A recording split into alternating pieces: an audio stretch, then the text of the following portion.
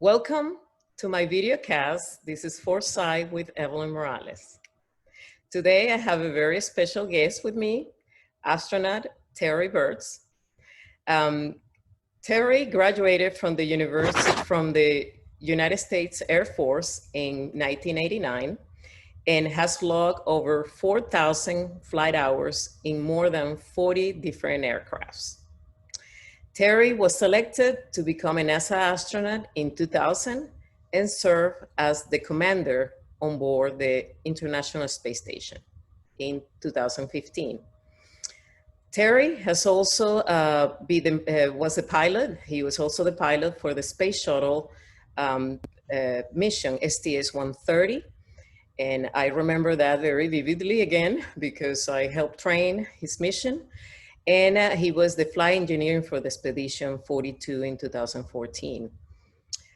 Terry was able to take many wonderful pictures in space in his last flight. And he went and had a great partnership with National Geographic. And they actually published a book called View from Above, which features a lot of Terry's incredible photographs along with the stories about space and the experiences of a space flight. I want to welcome Terry to my video cast. Thank you for being here with me today. Good to see you again, Evelyn. It's been a little while. Thank you. Thank you for accepting my invitation to talk to you today about a very special topic regarding teamwork and the benefits of teamwork for workforce effectiveness. Mm-hmm. So as we know, working for NASA and trying to overcome and obtain many different and challenging missions successfully, it takes many people to do this work. And teamwork is part of this activity. And so, but from your side, being an astronaut, working with so many incredible people, why is teamwork important from your view? You know, one of the first things you learn when you get to NASA, 20 years ago when I first showed up, was just how many people it takes. And the crew, you know, the astronauts are always the heroes and everybody's focused on them. But the reality is there's a giant amount of people all around the country, all around the world, really, that make those missions possible. And I think, especially for good leaders, they need to understand that. And sometimes it's easy to fall in the trap of everybody's focused on you and you're focused in your own little world. And you really need to remember and the bigger team. Because if you can lead, one of the ways that I tried to lead as the commander of the space station, if something bad happened, I would call Houston or I would say, hey guys, you know, I made this mistake or I had this problem or whatever. Even if it wasn't me, everybody knew who the problem was from, but I would always try and take the problems on myself.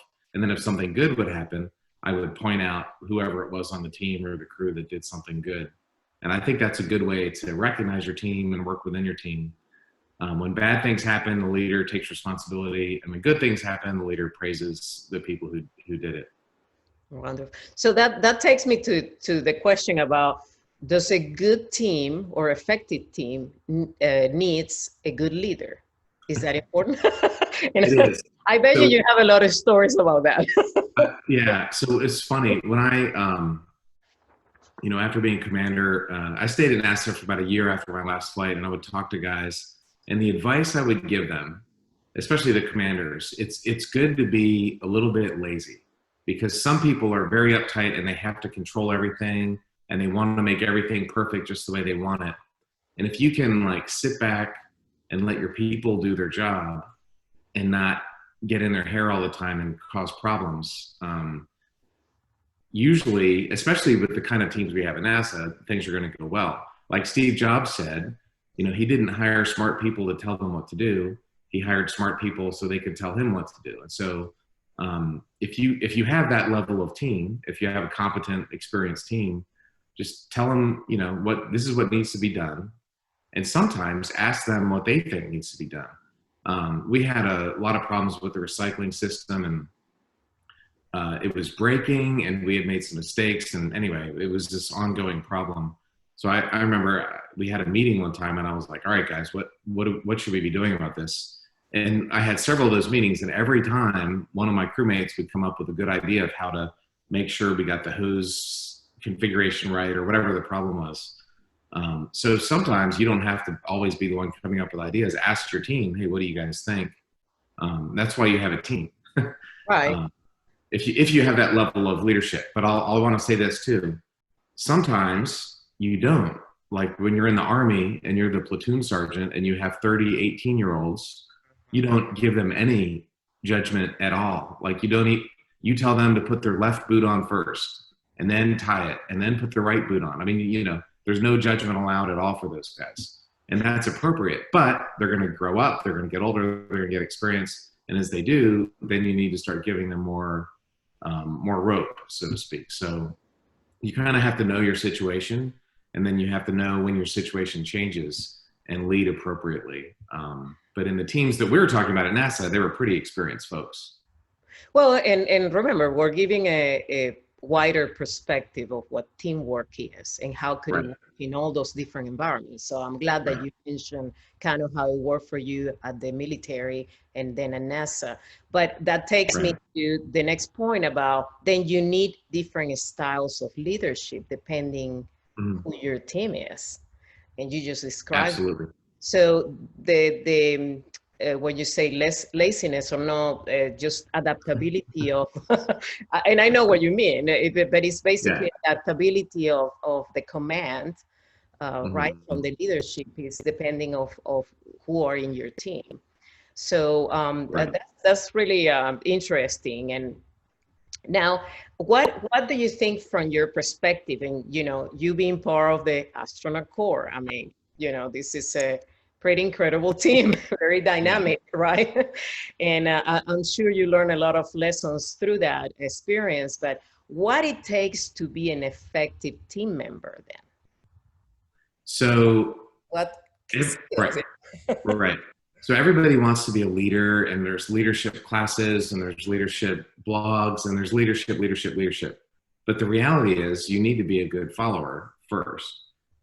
And throughout my whole 30 plus years in the Air Force, I was an officer, I was a station commander. I was a follower more than I was a leader. I mean, and you go from, and in the same job, some days you're following your boss, and some days you're leading, and so you really need to be able to do both. And one of the things about followership that I've learned, and I try and tell young people, especially coming out of school, if you can, don't just bring your boss's problems, because bosses have lots of problems all the time. When something goes wrong, try and bring them a solution. Hey, boss, this system is broken, but I think if we do this, it can fix it. And they might say, okay, go do it. So if you can, try and bring the boss solutions when you bring them problems also. Right, we call that recommendations, right? Or, Right, right, recommendations for the leaders to follow up. right. That's very important. So yeah, that's very good in terms of knowing how to follow to directions, right? That's, Yes, I mean, right. and you don't need to have, you don't, I mean, do you need to have a team with very specialized and the best skills? Or is it better, you know, from your perspective? So I would always, it depends on what you're doing. If you're getting, your spleen removed in a surgery, you want the best doctor who knows what he's doing. But if you're, for 90% of the jobs and the work, I would much rather have somebody who's eager, who wants to be a good teammate, who wants to work with other people, who can learn and be flexible. I'd rather have that, mental um, ability and eagerness than I would just the smartest person in the world. Because if you have that smartest person in the world who's really tough to get along with, your life's going to be miserable. And even at when you're hiring astronauts, um, there's a lot of good pilots out there. I'm not the best pilot in the world. I'm not the smartest guy by any remote stretch of the imagination. I think when you get to that level, you're really looking for someone who can be a teammate. And, the team will go a lot better if you can actually get along and work. So you need to know, do you absolutely have to have the absolutely smartest technical person, or can you put more emphasis on like your team building skills and your teammate skills. And a lot of times I would go for that. What about diversity? What about in general? Yeah.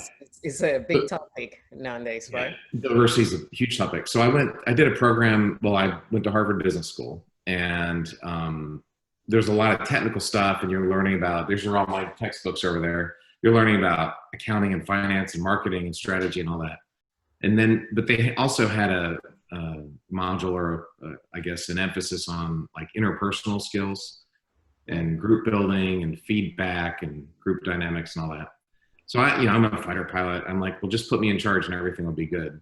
And we did this exercise where they put you in groups of 9. They call them living groups, and everybody had to do their exercise by themselves. And then we did it in a group. It was a survival exercise, and like 95% of the groups did better than the individuals. So that really flipped the switch in my life that, if you have a team, and the key, there's a book called The Wisdom of Crowds by Andrew or Wojciechowski, I think it's a Polish last name. Anyway, The Wisdom of Crowds. It's a great, great, great book. And he makes the point that if you have a team and everybody has the same information and everybody has an equal vote, then the team will make a better decision than the individual every time. So you have to set up your team so that everybody gets one vote per person, and you can really make better decisions if you do that. And one of the things as a leader, if I would go around the crowd, everybody thinks you should do A. What do you think we should do? A. What do you think we should do? A. What do you think we should do? So by the time I got to the last person, I would force them to promote B, to tell me why we should do this other thing, even if you don't believe it. Because you have to have that diversity of thought and opinion. Otherwise, you get groupthink and everybody runs down the path and we invade Iraq or whatever the thing is. You have to have somebody that can push back, and the leader has to create that culture. Leaders have to actively draw thought out. You remember after Columbia, all the training that managers had to go through, and Yes. how do you run a meeting? And Yes, a lot of times you can't just say, hey, what do you guys think? Because only the people who are, only the type A personalities are going to say anything. And those quiet people may have something really good and they want to talk, but they're shy or embarrassed or whatever. So it's not their fault. It's your fault as the leader. You have to actively draw that out of them. So you have to empower, right, everybody in the team to be proactive. And if they're not, they won't be effective. It's a waste. You may as well just be there by yourself. If your team isn't empowered, it's not doing any good. They have to be empowered. Exactly. So this brings me to my next point about chemistry, team chemistry, which is also very important, right? And we define team chemistry as that interplay, physiological, social, emotional, the forces, right, that team to elevates and to be effective. Right. So those team chemistry actually can be built. Let's say that you throw a group of people that you think, right. Let's say that they don't work that well. How can you build that? Is it possible to build that chemistry? I mean, to a certain extent, there's some people that just, are oil and water, but unless you do take active measures, you won't ever have good team chemistry. So in the Air Force and at NASA, we would travel, we call it TDY, but it just means business trip. Right. And that's kind of when you get out of the office is when you get to know people and interact and you learn. So I think the boss needs somehow to create situations. If it's, hey, let's go to the local. Facilitate that. Exactly. Yeah. Just facilitate something. Even if you can't do that, and I know there's expenses and time and people have families, but you need to have some interaction outside of just sitting in a meeting, going over your budget, if you want to really grow a team. And that's where, you really develop when you're outside of the normal work environment. Well, yes, I can say that, but also, I mean, from my experience, I can say that, you can have still a chemistry through a work life, where you know, because Yeah. you know your capabilities, so you work very well. Doesn't necessarily mean that you're very close personally, but in terms of, you know, knowing a little more of you. Uh, Yeah. uh, but I guess this also takes me to my next point about trust, Hmm. because one of the things, right, that needs to be part of a team is trust. You need to trust, but you need to trust in the level of professional, you know, how much you can depend on each other. And for example, for a space flight, I mean, trusting is part of that chemistry, Hmm. understanding and knowing that that person will be able to execute whatever Right. needs to be done in an Right. emergency. So um, how important it is to build that trust also in your teammates. Yeah. Well, if you don't have trust, you may as well not have a team. I mean, that's kind of the foundation of it. You have to have that. So we were lucky at NASA in that they had different programs for us to grow that. One of them was a T-38. So we had a jet that we got to fly in. And, you know, you could be in your meetings all day, but when you're in a jet, like if you don't do things right, you will die. So that really is a pretty intense way to generate trust. They did this outdoor survival kind of exercise through an organization called Knowles. So we would go on these 2 week, you call them camping trips, but you're out in the wilderness. You know, you're in the food chain. So there's some pretty intense things. I did kayaking in Alaska, which sounds great. It was gorgeous, but man, it was really hard work. It was miserable. We were there for 2 weeks. It rained every minute except for a few hours in this 2 week trip. We had a hurricane. We had 80-mile-an-hour winds through this storm that came through, so hurricane force winds. So we got to be put ourselves in kind of these extreme situations that really develop trust.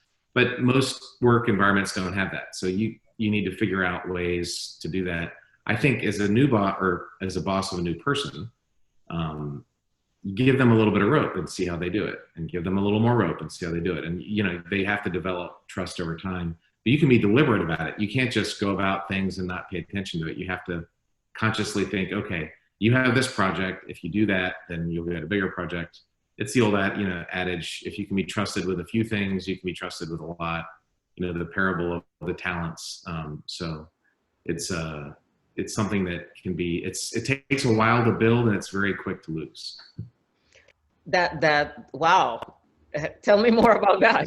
I mean, because yeah, that's very delicate. I mean, you can be building a team and everything goes well, and then what happened?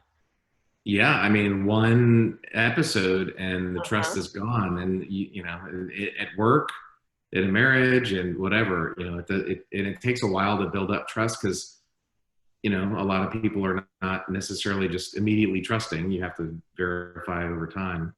But one serious mistake, and so part that comes down to communication also, because the one person may think that you did this egregious thing, and you may think I didn't do anything. What did I do? And so um, you have to be able to communicate. And I've seen good examples of that getting smoothed over, and I've seen that handled really badly, and the situation just explodes when it shouldn't have. So those are good ideas. It takes a while to build up trust. It's very easy to lose it, and you have to have some type of feedback or communication to make sure that there's no misunderstandings, because there's always misunderstandings. That's important. You know, that's important to communicate in between that so that you don't lose it. But I have felt that before, where if the trust is lost, something happened. I mean, no matter how many times I try, I Right. still feel it takes a while. And it might never be recovered. Right. Sometimes you might need to rebuild the team in Right. some instances, depending how the criticality of the job. So Yeah, um, absolutely. yeah, That's why, like, your reputation is probably the most valuable asset that you have. So you have to really guard it. very important point. Yeah. Very Yeah. important point. Once you lose it, yes. Um, anyway, what about sharing the load? And when you're a team, that's very important. I felt Hmm. several times throughout my career, I could say at NASA, that I had more workload than other people. And Yeah. at some point, even though we were working very nicely, I thought, okay, why am I doing more? What's going on here? Right. So, The what reason you're about doing you? more is because you were good. You were one of the stars. That's the problem. When bosses know you're good at something, you're going to get more of it. You know, But it uh, becomes unfair, right? And then the it teamwork, is. they get It is. this imbalance. So how do we overcome that? Yeah, it was a joke. If you want to join the army and they're testing you to see what job you're going to get, don't be good at peeling potatoes because you're going to be the potato peeler. And we had this Air Force, one of the Air Force training sessions. I'll never forget. Perry Smith, General Perry Smith, came in and he said, "Hey guys, don't be the IT guy. Like, know how to use your computer, but don't be the expert because then everybody in the squadron is going to want you to fix their computer constantly. So, you have to balance what you're good at. But as a team leader, so you don't want to overwork people. So you have to figure out the right balance. You have to figure out what people's skills are, but you also need to be cognizant of you know just because somebody's good. Here's my point again: don't keep on giving them things and so that they get overwhelmed. And a lot of times 90% of the people or 10% of the people do 90% of the work, and 90% of people do 10% of the work. And so you have to be aware of what's happening and try to balance that out. Well, I think that over time, if a organization uh, Right. continues to do that, then you will become less effective, which I've seen it, obviously. Right. So it's just like the trust that you said, things have to be rebuilt. Otherwise, if you always have 44% of the people doing the work, and then you're going to become less effective and disappear probably. So Right. yeah, so this is important. Well, this has been fabulous. I think that teamwork is so important. I mean, I thought that NASA, being at NASA and working for these critical missions that requires a lot amount of work in teams was my last time doing this. But no, as I worked through academia, I realized, oh, wow, teamwork, I need more teamwork than ever because Right. there's too many areas, too many, parts and pieces. So this has been even more important for me, making sure that we're working as a team cohesively for the same vision and mission for the university. So this is incredible. So tell me a little bit about what you're doing now before we end this wonderful conversation. And Yeah. I've been busy. I've got a new book coming out, How to Astronaut. It's got it right here. And in a couple weeks, September 15th. And I have a movie. Last year, I directed my first film. We set a world record flying around the planet, went over the North and South Pole, and it was on the anniversary of Apollo. We took off and landed from the Kennedy Space Center, which was really cool. So, and it was about teamwork. It was about how we had 10 different people on the airplane from 10 different countries. And so it's fun. It's a little intense. Are they going to set the record? But it's really about how exploration can bring people together. The world is a little crazy if you haven't noticed. And so I wanted to make a film to show how people can come together. So I've got a bunch of different TV and film projects in mind and in work, hopefully for the coming months and year. I've just filmed 2 of them Monday and Tuesday. I was out filming. So that's part of it. And then I'm working with a few other companies, like in a business capacity. There's a renewable energy company, a couple of graphene companies, which is this amazing material, aerospace, couple of aerospace companies, and just helping them grow. So it's kind of fun. I've got like half business and half film and TV. I'm trying to avoid having a job as long as I can. balance all the different, what is it, all the different jobs that you have, and I'm Yeah. sure that you enjoyed all of them. But again, just like you said, for all of them, you need good teamwork and Yes. understanding that. And 100%. I bet many of them, you're not the leader. Somebody else is the leader. You're just trying to be part of that Right. team, so to make it, uh, yeah. Say for the film, I got my shirt on. One More Orbit. It's called One More Orbit, um, and it's getting released in October, so it's going to be a busy fall for me. Mm. But There's I think 270 people in credits. There's over 200 people in the credits. Exactly. I had a filming team in 5 different locations around the planet. We had our filming team on the airplane. We had a giant editing team. We had music. We had production. We had, all just, it was a giant team. And I don't know how to do 90% of those jobs. I just had to trust them. And I would give them the vision, like, all right, I'm looking for this. And then they would make it happen. So the movie never would have happened without some really good people. It was a great exercise in teamwork.